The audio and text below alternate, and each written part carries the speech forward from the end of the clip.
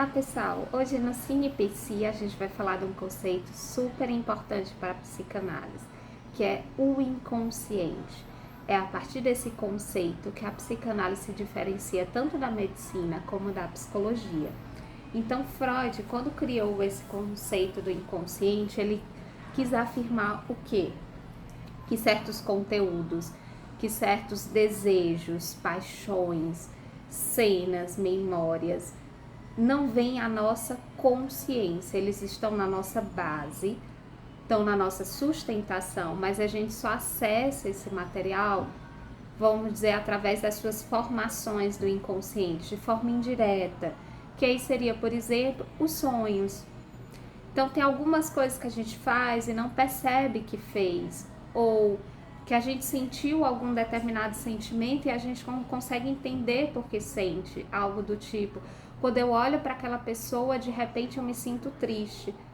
Tem algo aí, para além da minha consciência, que me traz esse afeto, mas eu não consigo identificar o que é. Da mesma forma, a questão do enamoramento. Tem algo nessa pessoa que me atrai, que me encanta, mas eu não sei o que é. Esse algo que eu não sei está na base do meu inconsciente, mas que faz as minhas movimentações, faz eu querer falar mais com essa pessoa, faz eu querer estar com essa pessoa, mas o desejo que me conecta a ela é um desejo inconsciente.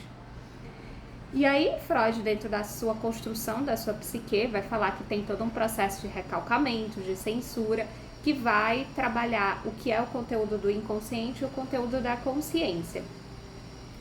E aí um dos terrenos mais claros que a gente encontra esses resquícios do inconsciente é no nosso desejo, que é aquilo que nos pulsa na nossa organização de vida. E também a gente tem a questão dos sonhos. E aí os filmes que eu vou dar dica para vocês agora vai estar justamente atrelado a isso. Então, o que a gente vai ter nesse conteúdo do inconsciente? Seriam os nossos desejos proibidos, a nossa própria caixinha preta. Dica de filmes que eu falei para vocês. Tem um lançamento recente da Netflix chamado A Terra dos Sonhos, que é muito bacana, que é a história de uma criança que vai perder o pai, está num processo de luto e está tendo toda uma dificuldade como elaborar esse processo desse luto. Então ela elabora através dos desejos inconscientes dela, através dos medos dela, através dos pesadelos dela. Então ela acessa o mundo dos sonhos e nesse mundo dos sonhos ela encontra as versões de quem são as pessoas de verdade. Quando as pessoas dormem, quem elas querem ser, quais são os desejos dela.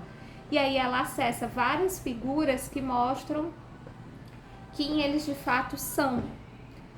Quando abaixa as censuras, quando não há mais essa questão do status social, quem são essas pessoas? E aí a gente vai ver que quando essas pessoas dormem, alguém vira motorista de caminhão, uma pessoa que é careca passa a ter cabelos, uma freira vira uma bailarina de dança latina, e a gente vai acessando esses conteúdos e principalmente a gente vai vendo o desenrolar dessa criança.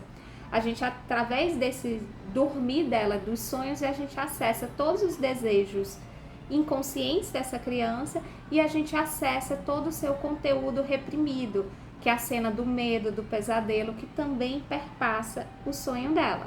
Outro filme clássico para falar das questões inconscientes e dessa questão do sonho é o Alice no País das Maravilhas, onde dentro de todos aqueles personagens do coelho, da lagarta, da rainha de copas, da Alice ficar grande, Alice ficar pequenininha, a gente vê que são metáforas dos seus desejos, das suas questões, da sua psique.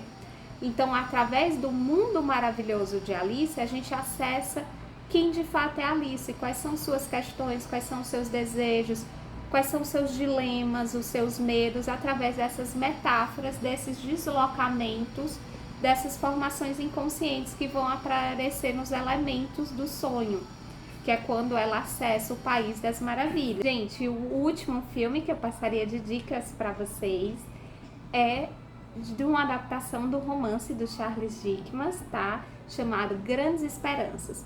Tem um filme que é a versão de 1998 com a Gwyneth Paltrow. É muito bacana porque ele vai colocar o quanto as nossas ações, as nossas motivações, os nossos desejos a gente não tem consciência do que nos motiva, do que nos faz levar aquelas escolhas. A gente de repente só é atravessado por aquelas escolhas, sabe? E aí essa história é a narrativa bem interessante que a gente vai ter de uma senhora que ela vai pegar uma criança para adoção, vai criar uma menina como filha dela e vai repassar para ela todas as suas questões inconscientes, os seus desejos, que nas escolhas amorosas de vida dessa jovem, ela reproduz os traumas, as questões dessa senhora que foi deixada no altar quando ela ia casar, e ela traz toda uma mágoa dentro do coração dela e uma relação para com os homens. E aí ela traz uma criança que ela apadrinha para entrar em contato com essa filha dela adotada, que é o jovem Finn. E a gente vai acompanhar ao longo de toda a história os entrelaçar das escolhas do Finn, que era um menino muito pobre, que é apadrinhado por essa senhora muito rica, e o quanto os desejos dele, as escolhas dele, até o que o conecta à jovem Stella, que é a menina adotada por essa senhora rica. A gente vai observar as questões inconscientes e a gente vai ver que na Stella tem algo dessa senhora, no Finn tem algo da Stella, tem algo dessa senhora, tem algo de um significante que perpassa todos eles, nas ligações amorosas, nas suas paixões, nos seus desejos. E aí tem algo de um coração partido que perpassa todos eles. E aí nessa hora que a gente lembra o que Lacan sempre diz: o inconsciente se estrutura como linguagem. Então há significantes que vão nos perpassando que a gente não entende porque há uma repetição de algo.